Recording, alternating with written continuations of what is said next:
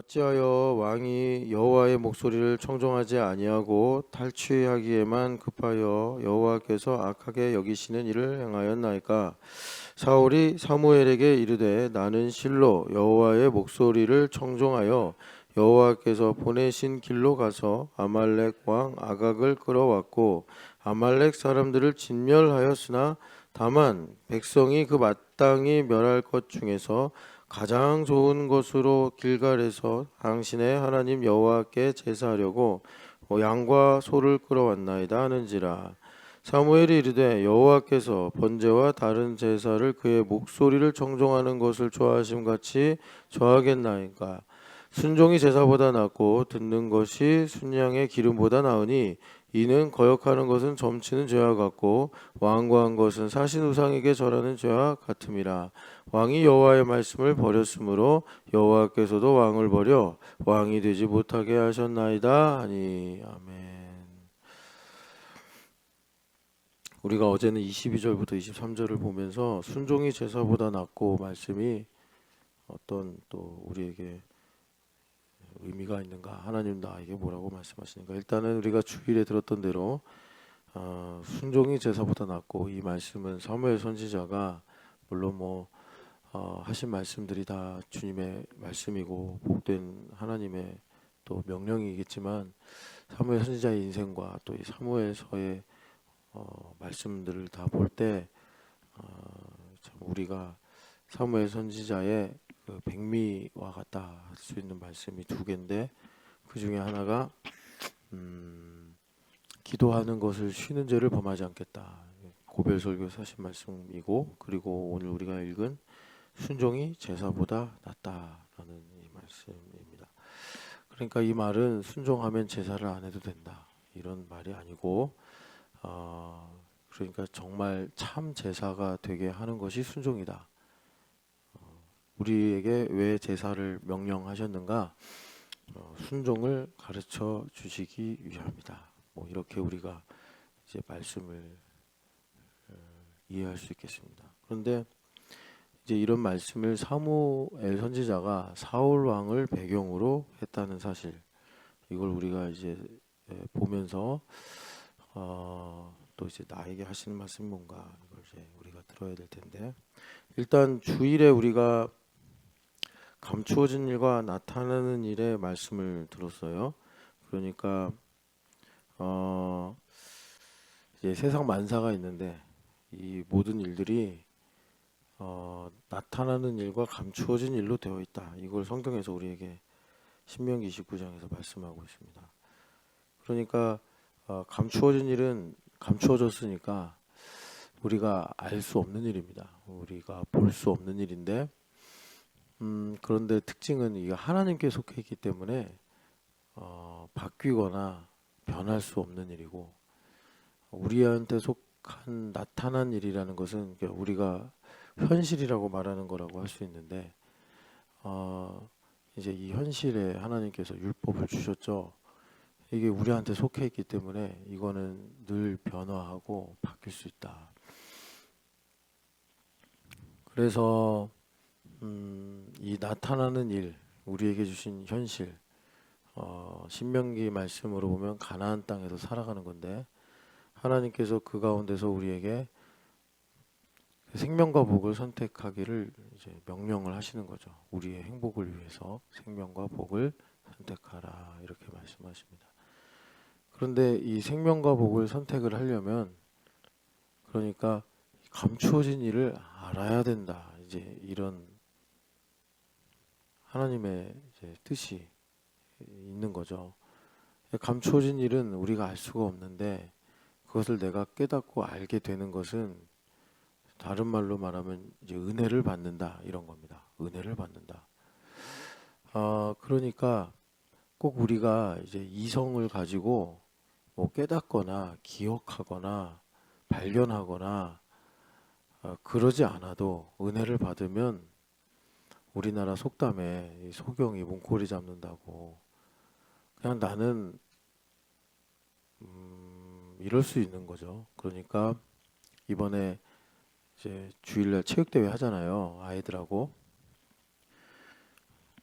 근데 뭐 마땅히 안 갈 이유도 없고 또 다른 곳에 가자니 뭐 주일날 왠지 거기 안 가고 다른 일 하면 죄 짓는 것 같고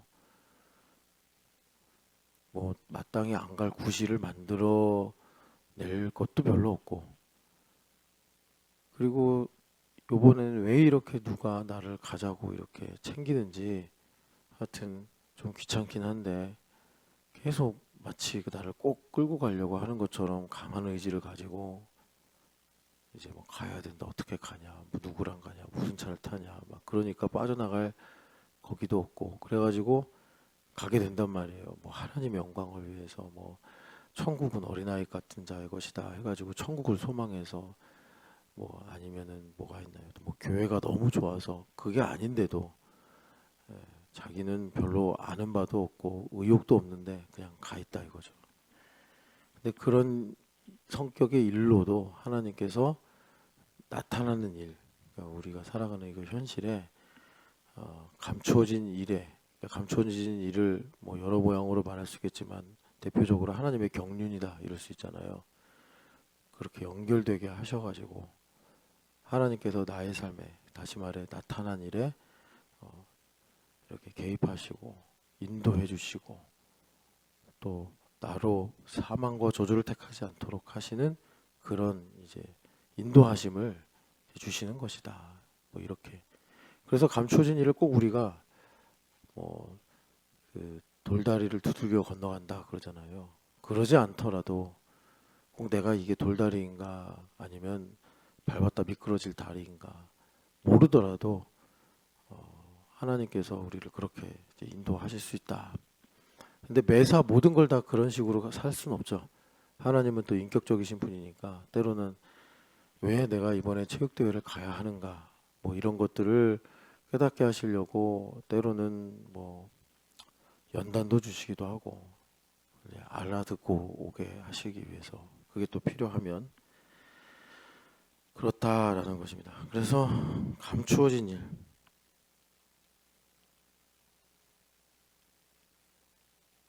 그리고 나타난 일이 있습니다. 뭐 우리가 나타난 일은 잘 하고 싶죠. 이게 연결돼야 된단 말이에요. 이렇게 연결돼야 돼요.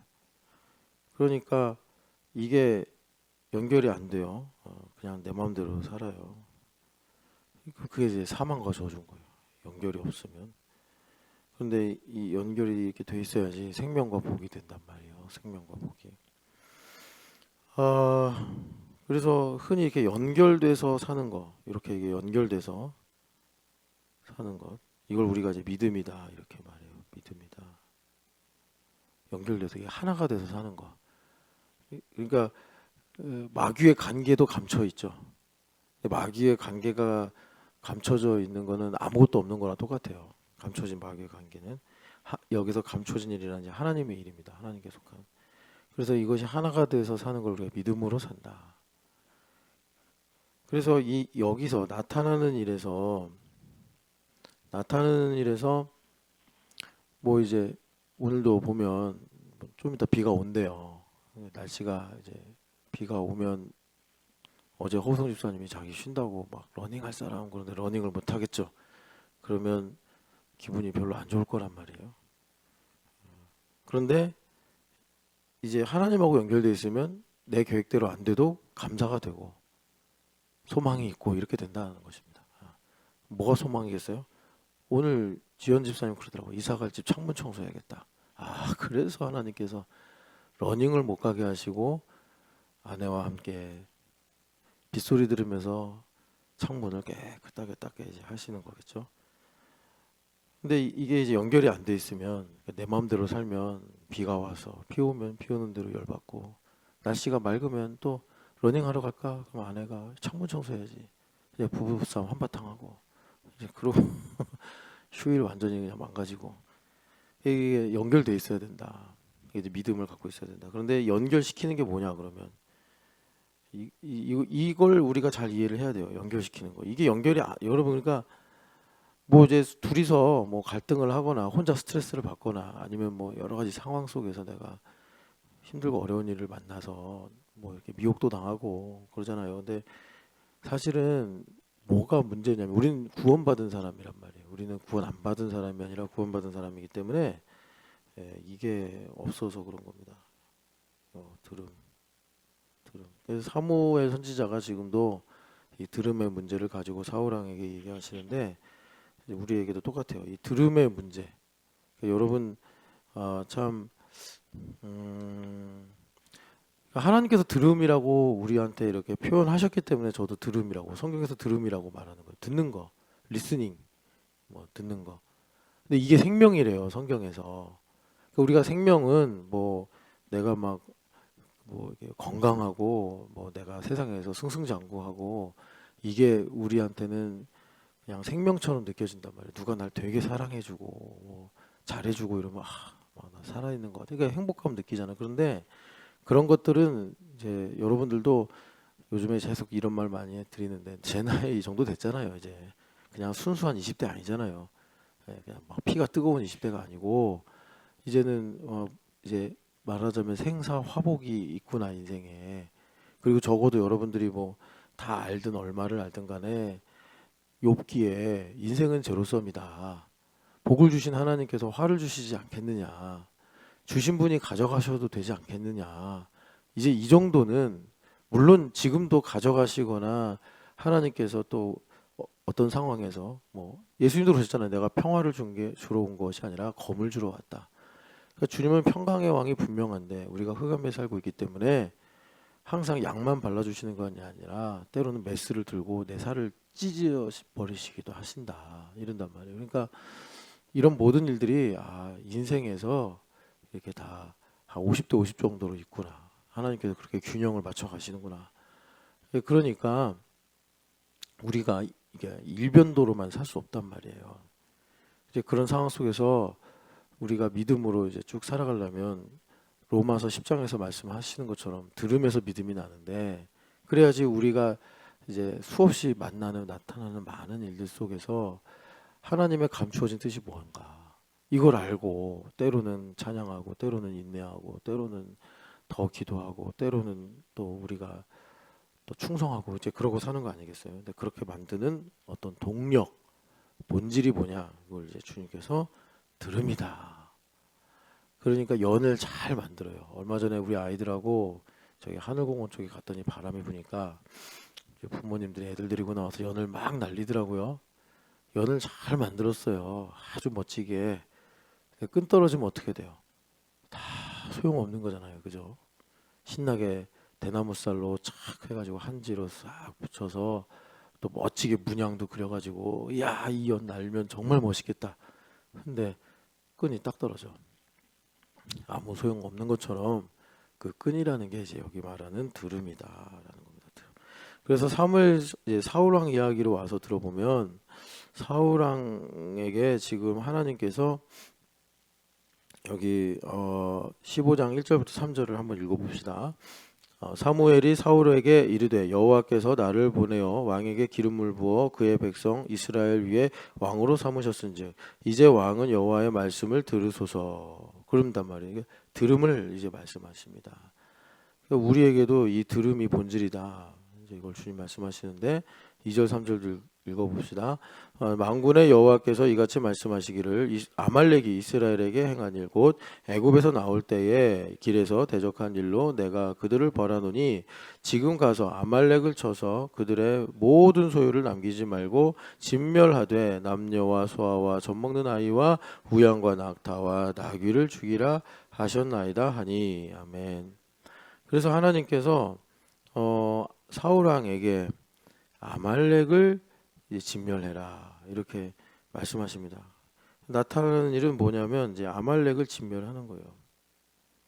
아말렉 진멸하는 거. 근데 아말렉의 군인만이 아니고 여기 보면은 남자 여자 그리고 어린아이까지 심지어 뭐 전리품에 해당될 수 있는 여러 가축까지 다 이제 진멸해라 이렇게 말씀합니다.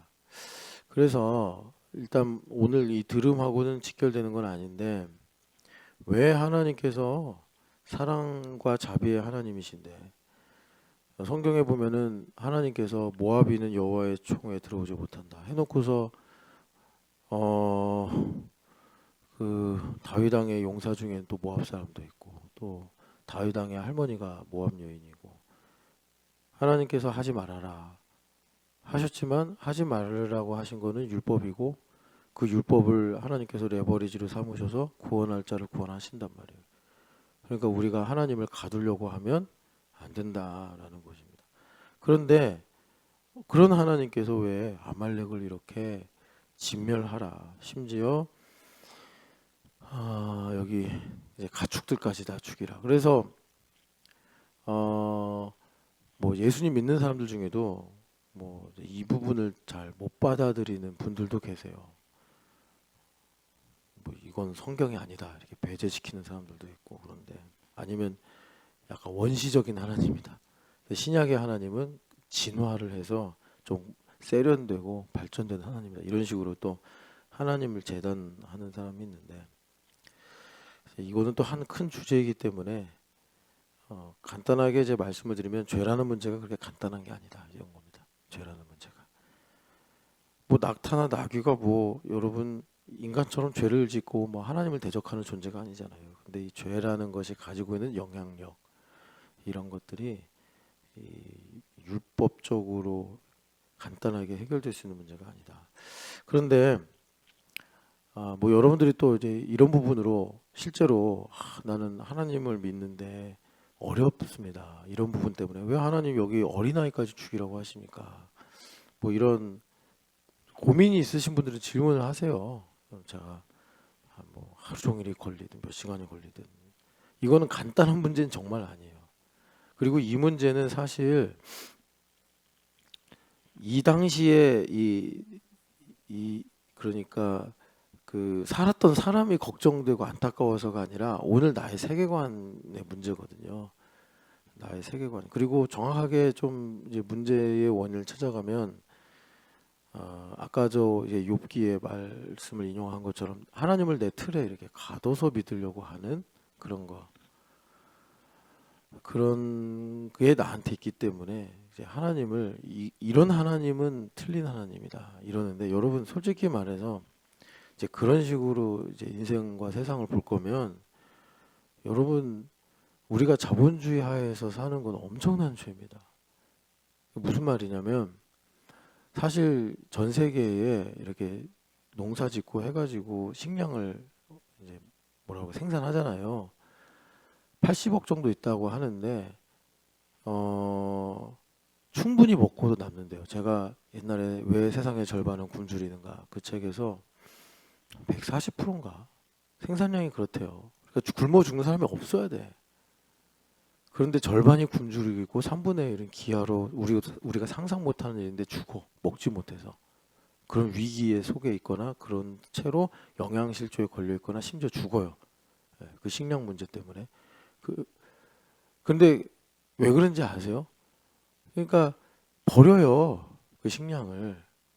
우리도 뭐 음식물 쓰레기다 해서 버리지만 그 정도가 아니고 그냥 바다에 막 던져버린다고. 인플레이션 오면 안 되니까 막 버린다고. 그게 자본주의예요. 물론 뭐 자본주의도 있고 공산주의 있고 이러는데 우리가 거기에 충성스럽고 신실한 구성원으로 살고 있다고. 예. 그러니까 뭐 이 얘기를 이제 길고 복잡하게는 할 수 없는데 나는 그런 적이 없다 해서 발을 뺄 수가 없다고. 우리가 사회 시간에 배웠잖아요. 우리나라의 경제는 자본주의는 국가 뭐 그리고 가계 그리고 기업인가요? 이렇게 3요소가 뭐 생산하고 소비하고 소비하고 생산하고 이러면서 맞물려 돌아간다고 하지 않습니까? 그러니까 그 짐승의 수로 인해서 그 지혜로 인해서 인침을 받은 사람들은 그런 경제 시스템 안에 들어가서 충성스럽고 신실하게 소비하고 생산하고 소비하고 생산하고 사는데 이제 그런 어떤 방식을 통해서 그러니까 구원의 여망이 없도록 그렇게 통제를 한다는 거 아니에요. 계시록에 보면. 여하튼간에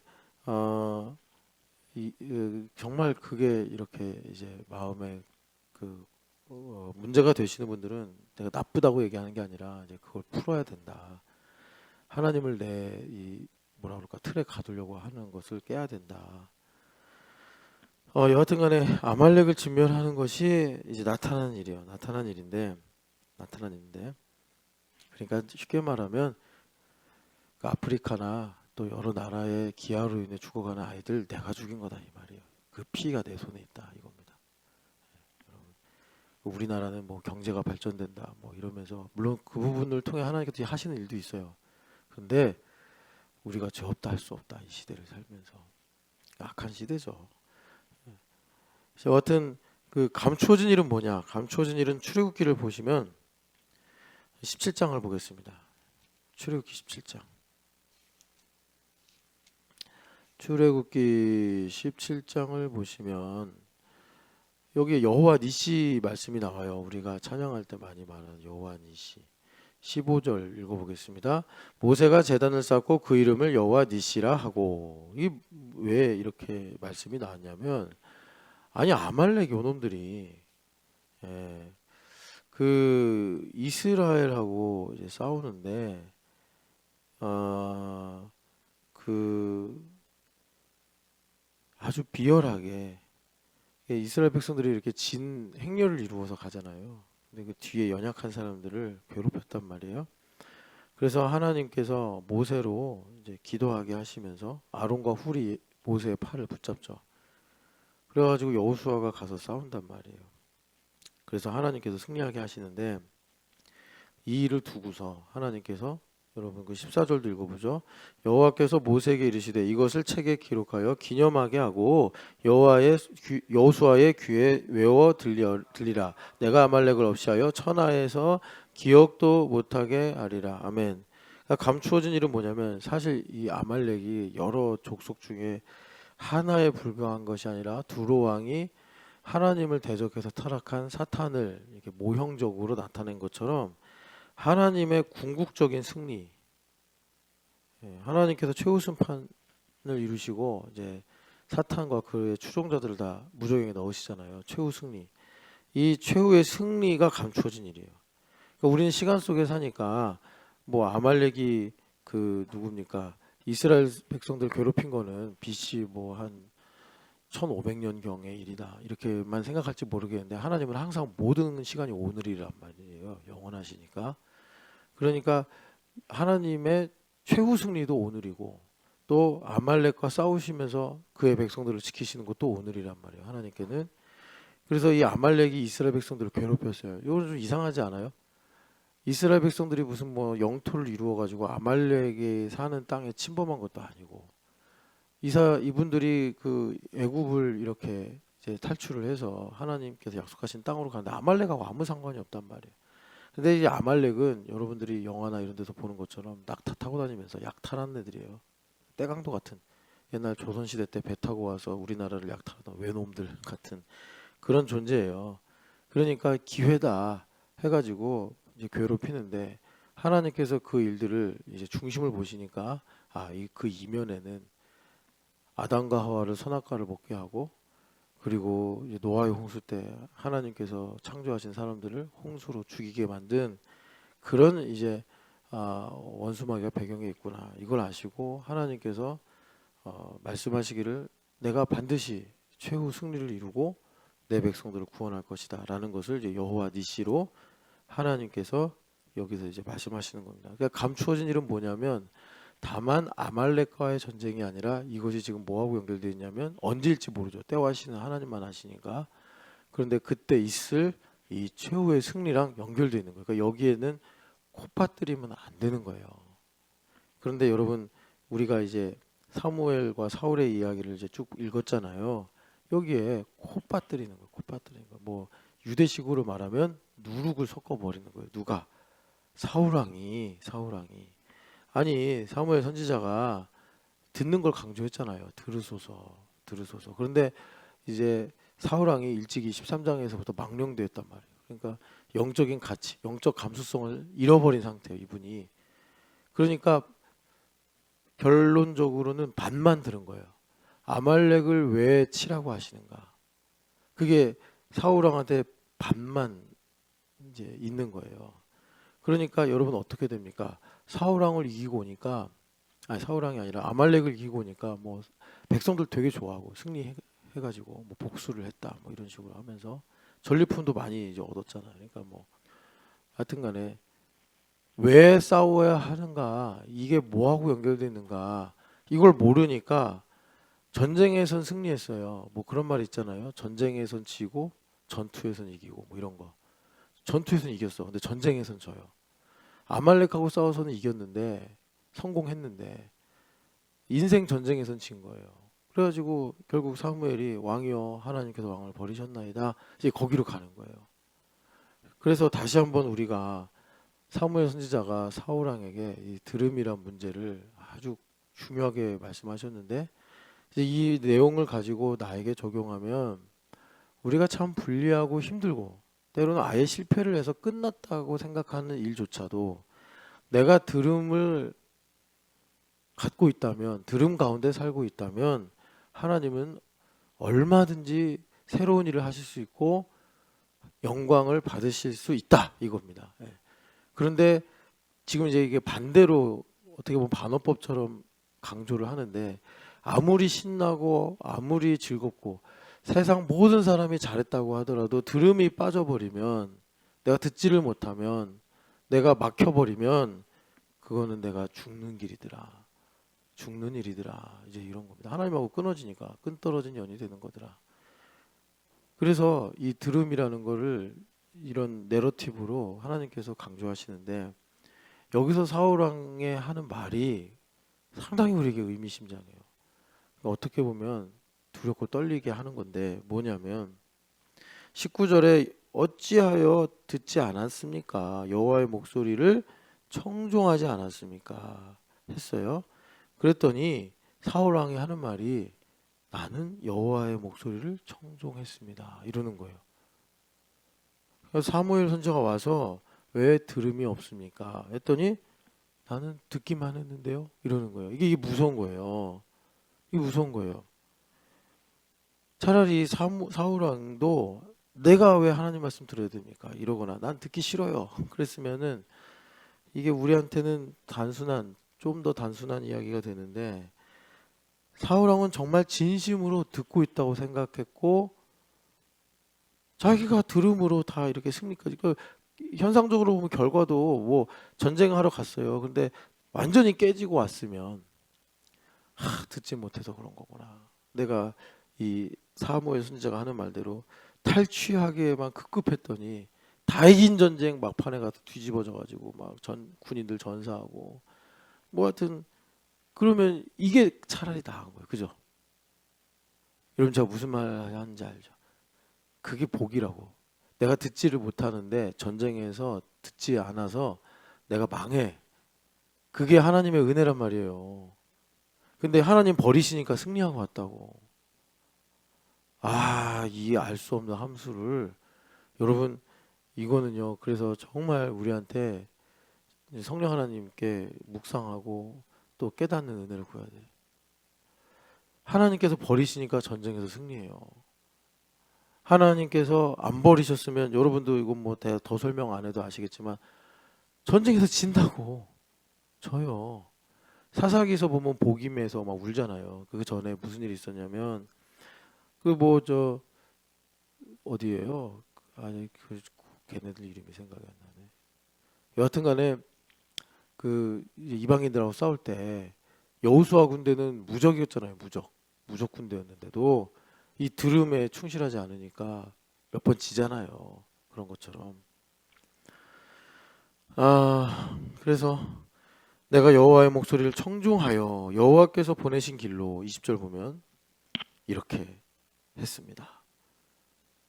그랬더니 사무엘 선지자가 하시는 말씀이 이제 순종이 제사보다 낫고 들음이 제사보다 낫고 듣는 것이 수양의 기름보다 낫습니다. 이렇게 이제 말씀하시는 겁니다.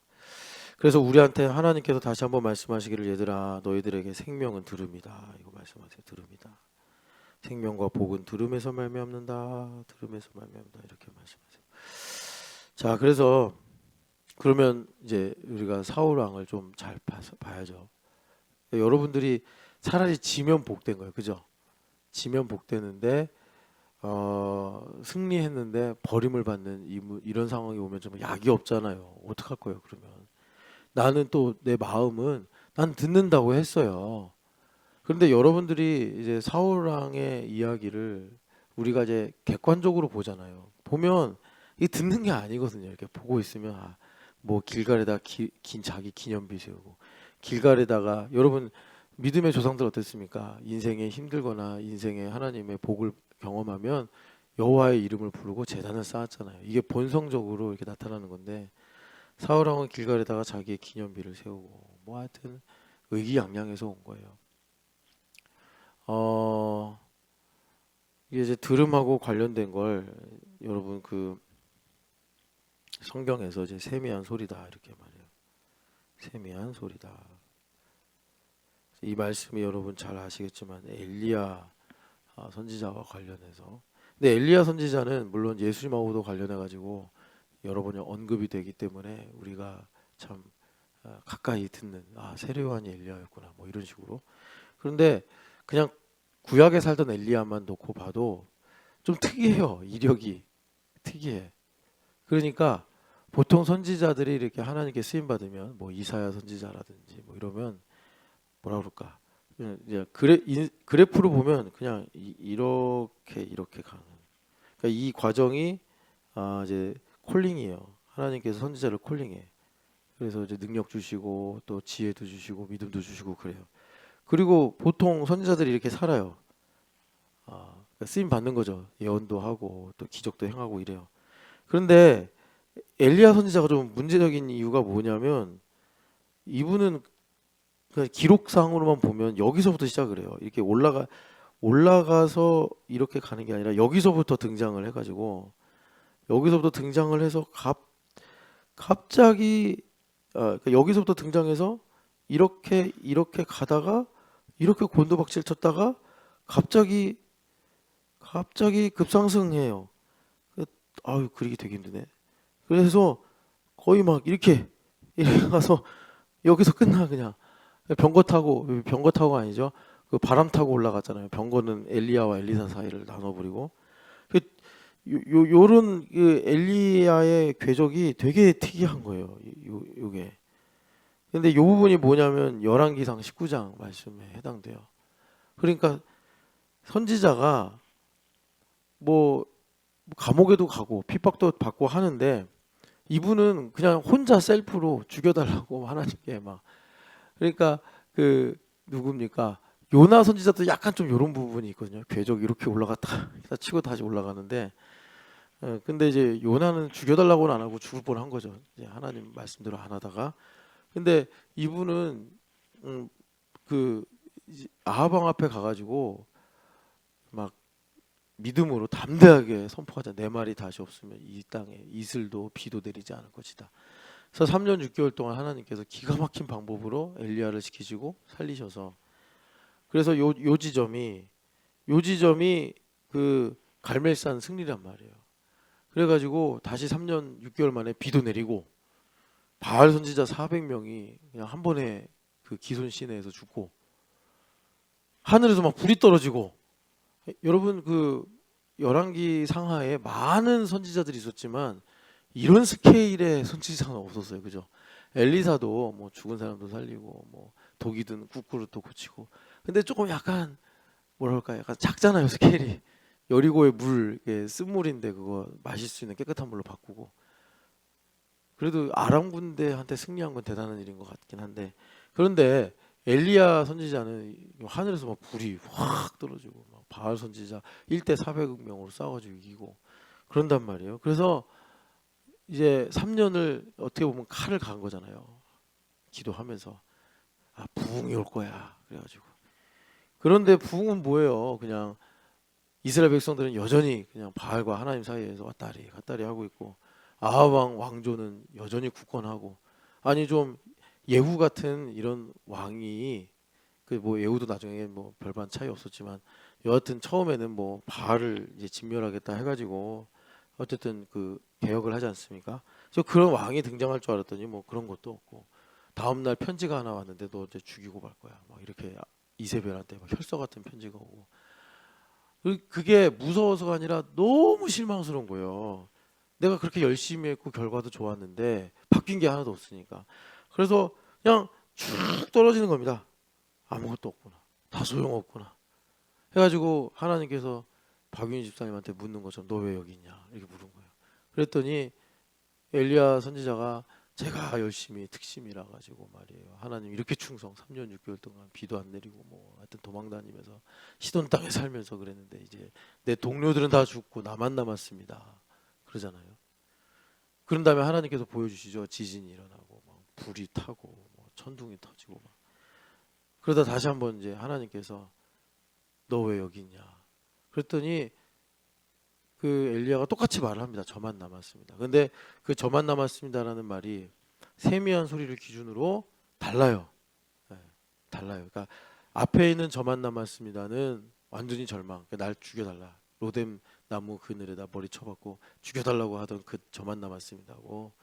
후자의 저만 남았습니다는 하나님 저만 남아 있어도 하나님은 얼마든지 무엇이든지 하실 수가 있습니다라는 믿음의 고백으로 이제 봐야 되는 거죠. 그러니까 하나님께서 이제 너가 나가서 엘리사를 제자 삼고 예후를 또 기름 붓고 또 누구죠? 하사엘 기름 붓고 해가지고 하나님 마침내 엘리야에게 정말 천기와 같은 하나님의 계시, 그러니까 하나님의 감추어진 일을 말씀하시는데 바알에게 무릎 꿇지 않은 입 맞추지 않은 7천 명이 있다. 남은 자의 복음을 하나님 거기서 말씀하시면서 엘리야가 급상승해요 그날로. 그래가지고 그 다음부터 사역을 안 해. 광야 어디 꼭대기 앉아가지고 기도만 해요 이분이.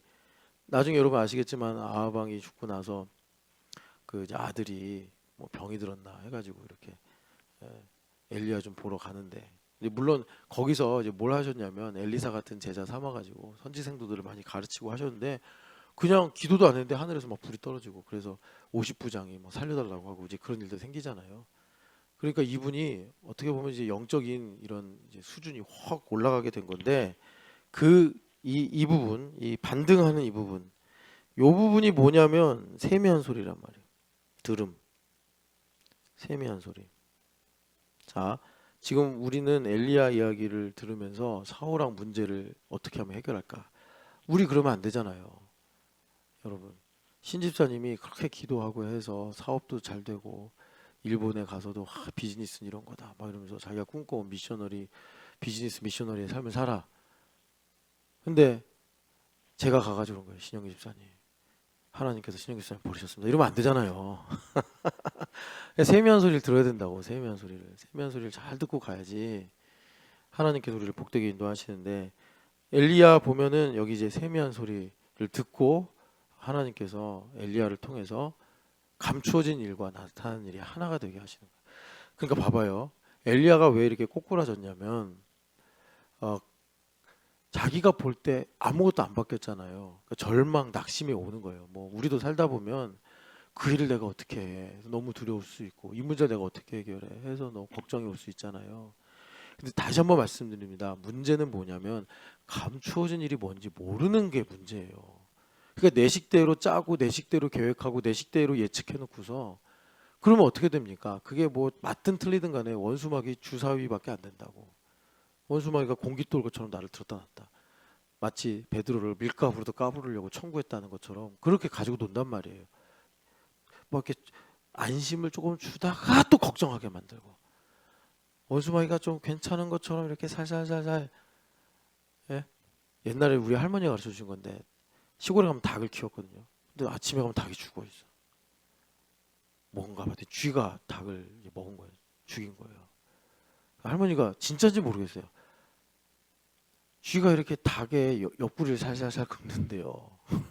할머니가 가르쳐 주신 건데 그럼 닭이 아이고 시원하다. 그런데 계속 긁어서 닭이 여기 구멍에 나서 죽은 거래. 진짠가? 난 옛날 지금까지 난 진짜로 믿었는데 쥐가 와서 살살살살살살 그럼 닭이 아이고 시원해. 그래서 이제 가끔 우리 닭살 뒀잖아요. 정말 시원하겠다.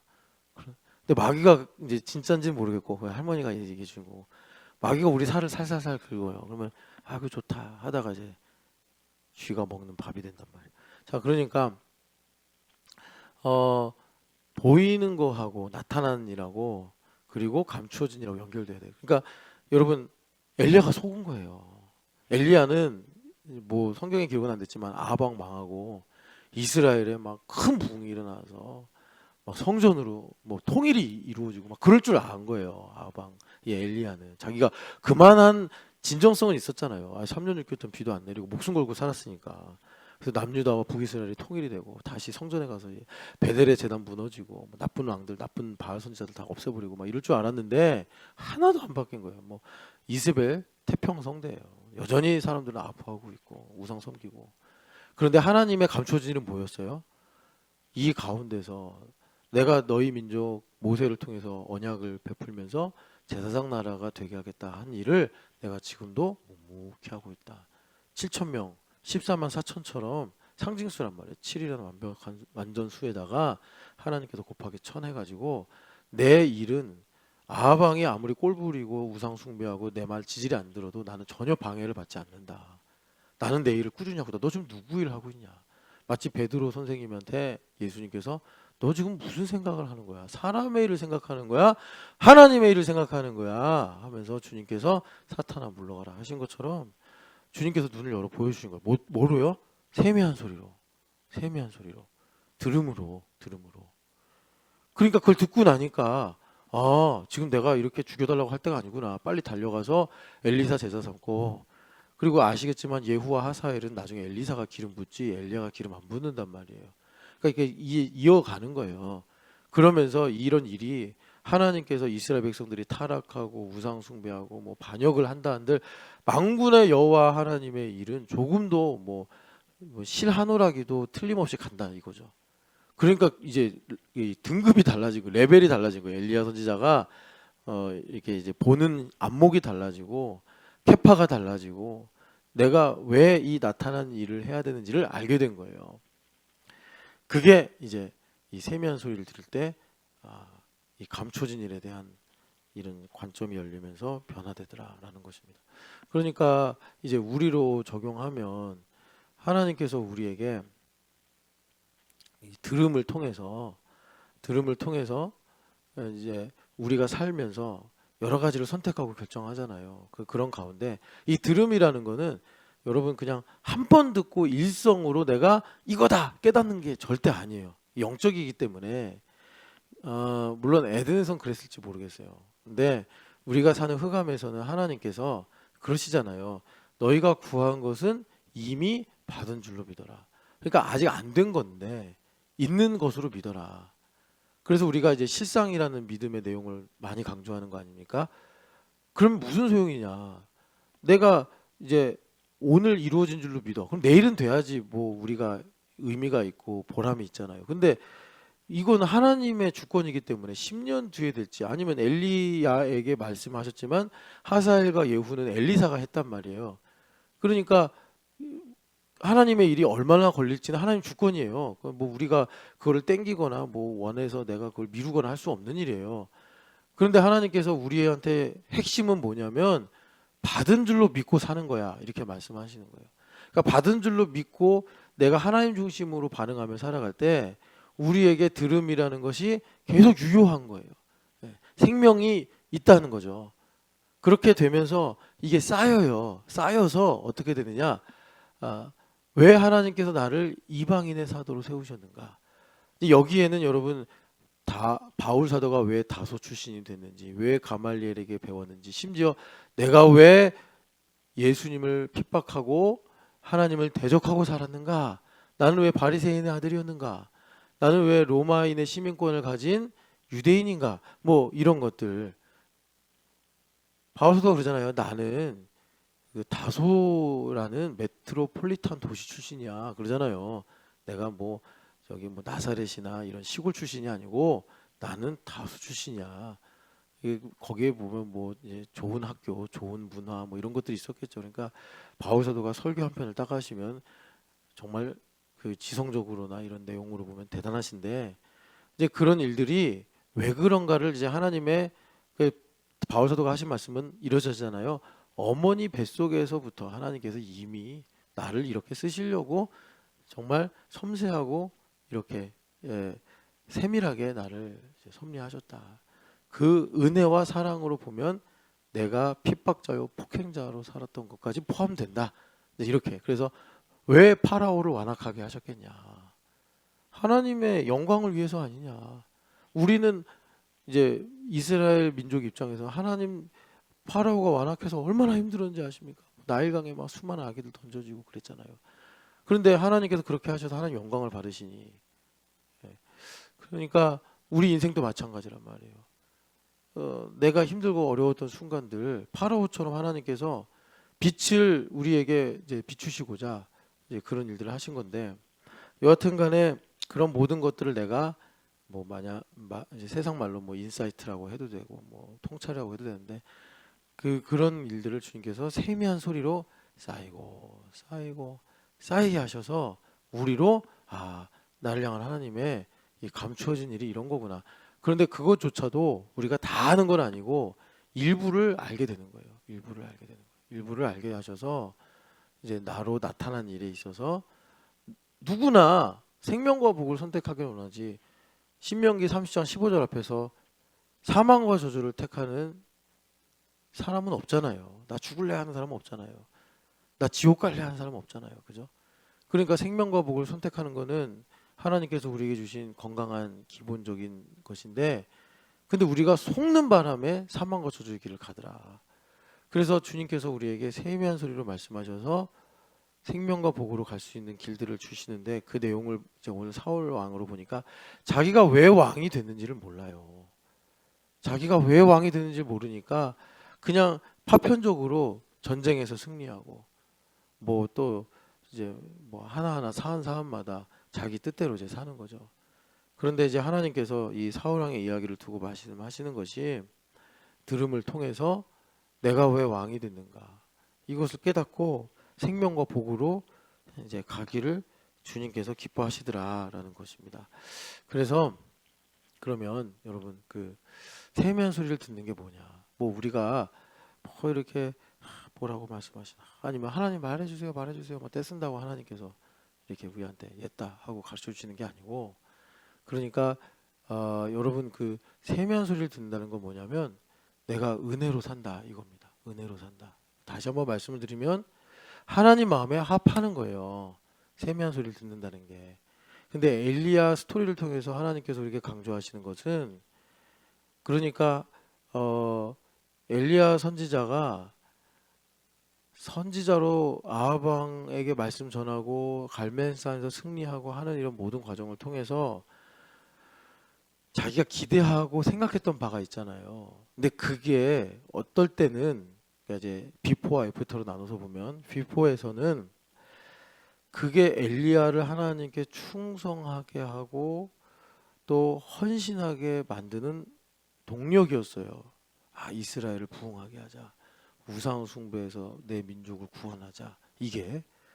그런데 정말 하나님 하시려고 하는 일은 뭐였냐면 엘리야를 통해서 남은 자의 복음을 전하게 하시고, 엘리야가 미랄처럼 썩어 없어지면서 엘리사 같은 수많은 선지생도들이 생겨서 그 선지생도들을 통해서 나중에 이사야나 예레미야나 뭐 하박국이나 이런 선지자들이 이제 이어가고, 나중에는 에스겔이나 또는 다니엘 같은 선지자들이 생겨서 뭐 직접적으로는 70년 뒤에 포로로 돌아오는 것까지.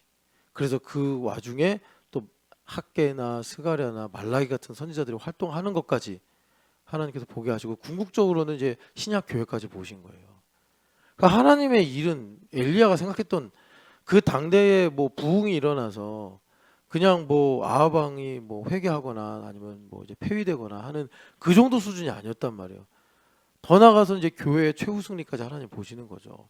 사울 왕이 아말렉을 이기는 거는 그냥 아말렉의 전쟁에서 승리해서 못된 놈들 복수하는 정도가 아니라, 하나님께서 사탄과 그의 나라를 완전히 최후의 승리로 이기시고, 그리고 하나님의 공의와 사랑을 이제 이루셔서 영원토록 하나님 나라의 백성들과 함께 사는 그 일과 연결된 건데, 거기다가 사울 왕이 코를 빠뜨리니 하나님의 일을 반역해서 일파만파의 문제가 일어나는 거라. 그러니까 엘리야가 비포에 있을 때 정말 하나님께 충성하고자 민족을 사랑하고 불의를 이제 미워하는 그런 일로 헌신을 했단 말이에요. 그런데 그 일도 자기 열심인지라 하나님의 일에 방해가 되는 거예요. 그래서 하나님께서 악독한 이세벨을 사용해서 너 편지 보내. 마치 그 파라오가 완악해지고 완악해져서 계속 보낸다 만다 보낸다 만다 해가지고 10가지 재앙이 나타난 것처럼 이세벨이 그냥 가만히 앉아도 되는데 굳이 자기 종을 시켜가지고 편지를 쓰게 해서 엘리야를 더 낙심을 시켜버리는 거죠. 그래서 엘리야가 안 되겠다 해가지고 호렙산으로 가서 사실은 방황을 한 건데 하나님은 그걸 40주 40야의 기도로 참아주신 거예요. 마치 모 선생님이 미디안 광야로 도망가서 아무도 불러주지 않으니까 그냥 다 잊어버리고 살았는데 그걸 하나님께서 모세를 새롭게 바꾸시는 기도의 시간, 마치 예수님께서 공생애를 위해서 40일 금식 기도하신 것처럼 그렇게 하나님께서 모세를 새롭게 하시는 시간으로 삼으셨듯이 엘리야를 40주 40야로 데려가셨는데 거기서 엘리야가 한 거는 하나님께 아뢰은 거는 이제 약간 불평, 나만 남았습니다. 이게 뭡니까? 뭐 이런 식의 기도. 그리고 죽여달라고 하는 그런 기도. 그 정도에 불과해요. 그리고 그냥 막 힘드니까 기절했다가 천사가 와서 이렇게 일어나. 그럼 또 일어나고. 그러다 또 기절하면 천사가 와서 먹을 거 먹여주고. 그래가지고 연명하듯이 40주 40야를 보냈는데 그 중에 일어난 일이 뭐냐. 이거 이제 하나님 마음에 합한 거예요. 40주 40야를 그렇게 보내니까 자기 생각, 자기 뜻, 자기 마음이 싹 이제 희미해진 거예요. 뭐 죽여달라고 하는 사람이 무슨 의욕이 있겠고 무슨 꿈이 있겠고 무슨 의지가 있겠습니까? 옛날에는 그냥 막 3년 6개월을 버티고 막 마차를 앞질러 뛰어가는 그런 의지가 있던 강철 같은 남자였는데 지금은 그냥 물인지 뭔지 뭘 알 수 없게 그냥 흐물흐물 거리는 거예요. 근데 이거를 주님께서 오늘 우리한테 그렇게 율법적으로 이루길 원하지 않으시고 예수님을 사모하는 마음으로 이거를 이제 우리에게 주길 원하시는 거예요. 이제 우리 예수님 생각하면 이퀄 40주 40야가 되는 거예요. 여러분들이 진짜 실제로 뭐 그럴 수도 없는데 광야로 나가서 집도 없이 침대도 없이 물도 없이 슈퍼도 없이 40주 40야 애도 다 그냥 아유 하나님 저 애도 키우기 싫습니다. 막 이렇게 40주 40야를 보낸다고 될 일도 아니고 오늘날은 무슨 일이냐면 내가 예수님을 하루하루 알아가는 거예요. 하루하루 알아가는 거예요. 제가 이번에 이제 여러분 어떤 뭐 들으시고 아시고 해서 이제 뭐 기도해 주시는 분도 계시겠지만 안부라자니 이사를 갑니다. 근데 제가 왜 기도하다가 그런 결정을 했냐면 이분들이 분명히 이제는 왔다 갔다 하지 않고 인도로 갈까 말까 갈까 말까 이러지 않고 정말 교회가 되어서 살려는 마음이 있어요. 이분 두 분이 니베타랑 안부라자니. 그런데 이제 내년에 샤이니가 학교를 가는데 제가 그 집을 몇 번 가봤으니까 알잖아요. 샤이니가 도저히 공부할 수 있는 공간이 안 나와요. 뭐 이제 제일 막 왔다 갔다 하면서 하고 그러니까 그래서 어떻게든 샤이니가 이제 한국 학교 가는 것도 심각한 도전인데 어려운 일인데 이 아이가 가서 이제 공부도 해야 되고 또 책도 읽어야 되고 하니까 방 하나를 만들어줘야겠다 해서 이제 그런 일을 이제 시작을 한 거예요. 그러면서 아 피곤해요. 저기 옛날에 강성모 시장님 살던 그 언덕 꼭대기에 이제 집을 하나 했는데 아 주일날 이제 다 마치고 저녁도 못 먹고 저는 임대차 보호법이 그렇게 바뀐 줄 몰랐어요. 1시간 내내 계속 서류 읽어야 돼.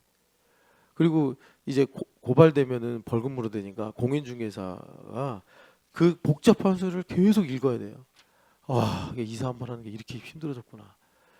이제는 서명하면 안 되더라고. 다 도장 찍어야 돼. 전세 사기 이것 때문에 법이 바뀌어서 여하튼 그래가지고 뭐 고개까지 올라가서 이렇게 보는데 방은 넓어졌는데 참 미안해요. 우리 성도들 중에 그런 집에 산 사람이 없거든요. 그러니까 참 더 좋은 집에 살았으면 좋겠는데 뭐 어쩔 수 없어요. 이게 최선이니까 그렇게 해가지고 이제 안부라전 이사를 가는데 제가 그 피곤하고 수고로운 과정을 지나가면서 뭘 느꼈냐면 아 하나님께서 안부라전을 이렇게 사랑하시는구나. 제가 그 계약서를 읽고 그걸 또 도장을 찍고 그 집에 가서 물 새는 걸 보고 창문은 또 닫히질 않아. 곧 철거 예정이기 때문에 재개발 예정이기 때문에 뭐 주인집들이 그런 걸 잘 이제 안 바꿔주더라고요. 한 30년 넘게 된 집인데 여하튼간에 하나님께서 이렇게 안부라전을 귀하게 여기시고 우리 교회에 복되게 보내신 거구나. 이거를 제가 머리로는 알았죠. 머리로는 알아서 참 안부라전 감사하다 이런 생각을 했는데 피부로 아는 거예요. 제가 이제 뭘 말씀드리느냐. 자, 하나님 마음에 합해야 된다고. 하나님 마음에 합한 것 여기 누가 이의가 있겠어요. 근데 교회를 통해서 우리가 그렇게 체육대회를 하면서 어린이 주일 행사를 하면서 우리가 키즈 캠프 하면서 이 피부에 와닿잖아요. 지금 토요일날 여러분 기도 좀 해주셔야 돼요. 비가 온다는 예정이 있어요. 아이 솜사탕 만들어 먹어야 되는데 비 오면 이거 솜사탕 다 젖어가지고 어떻게 신이 나냐고. 그러니까 이런 일들을 수고롭게 하면서 예수님께서 아이들을 이렇게 예뻐하시는구나. 그런 구체적인 일들로 우리가 육체를 가지고 있기 때문에 우리가 영혼만 가진 존재가 아니잖아요. 하나님 마음에 합하게 된단 말이에요. 그렇게 될 때 나를 향한 하나님의 감추어진 뜻이 무엇인지 알게 돼요.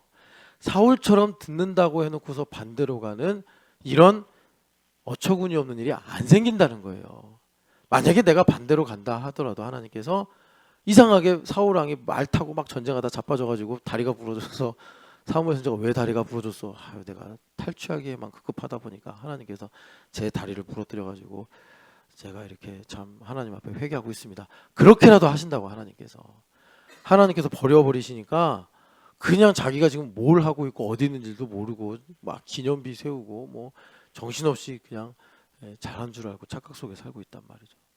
그런데 하나님께서 우리에게 감추어진 일을 알게 하셔서 하나님께서 우리의 나타난 일들을 복주기를 원하시는데 그 일이 뭐냐? 하나님 마음과 합한 거다.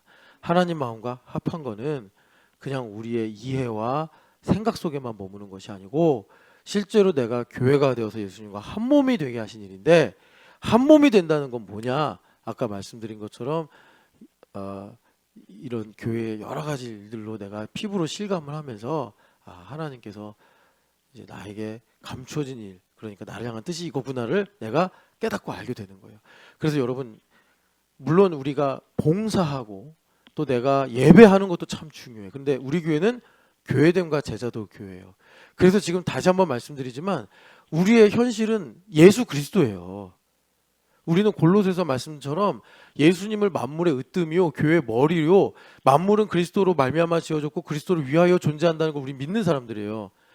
이걸 신학적으로 높은 그리스도론을 우리는 믿는 거예요. 예수님께서 우리의 죄만 사해 주신 것이 아니라 우리 눈물까지 닦아 주신다는 걸 우리 믿는 사람들이에요. 예수님 장막치고 우리와 임마누엘 하심을 우리는 믿는 교회란 말이에요.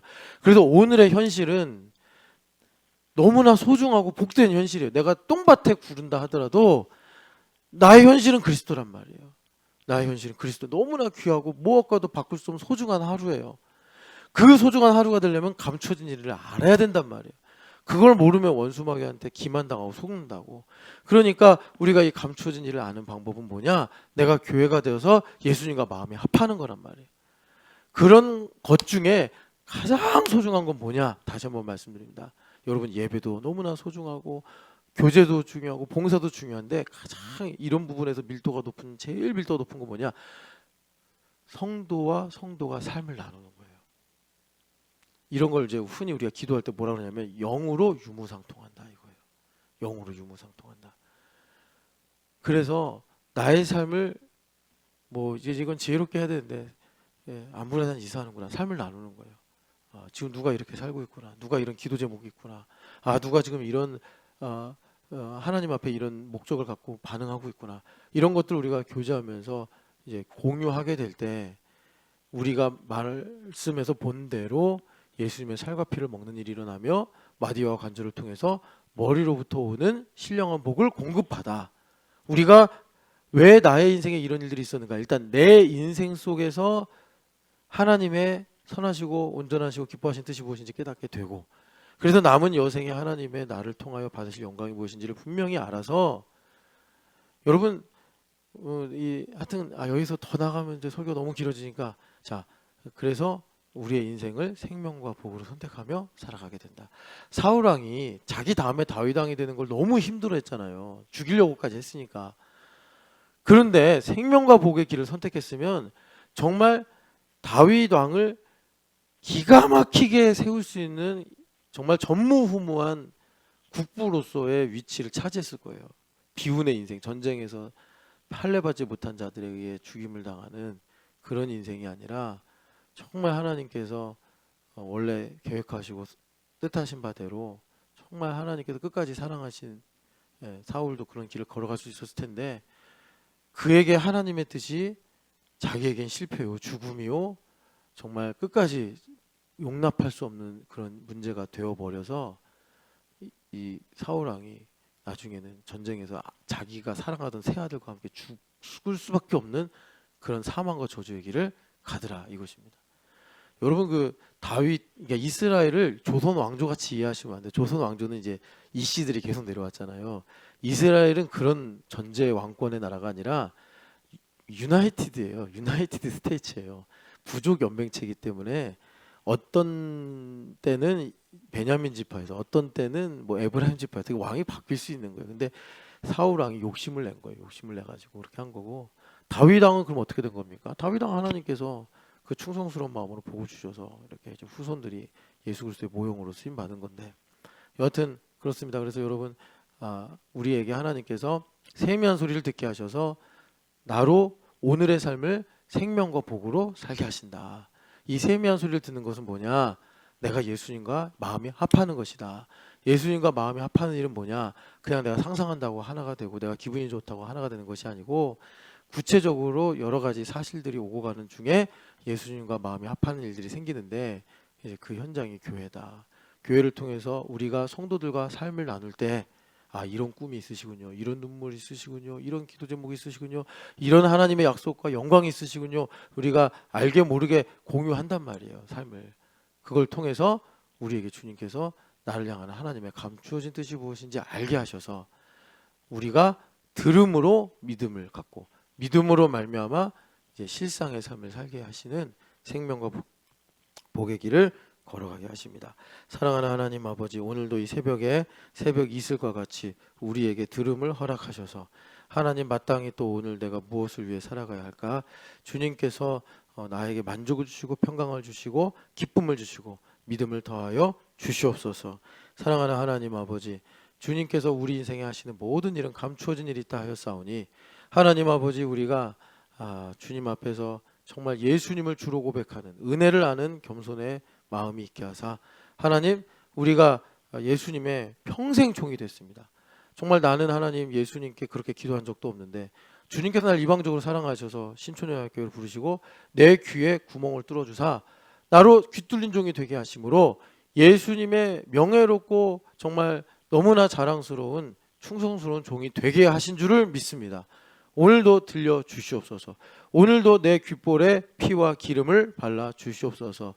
그래서 하나님 아버지 내가 보기에 어떠할지 모르지만 틀림없이 그리스도 예수 안에 있기 때문에 우리의 삶이 생명과 복의 길이요 하나님의 영광을 위한 길임을 깨닫고 하나님 주님의 영광을 위해 살아가는 저희들 될 수 있도록 믿음의 믿음을 더하여 주시옵소서. 부활하신 예수님의 이름으로 기도합니다. 아멘.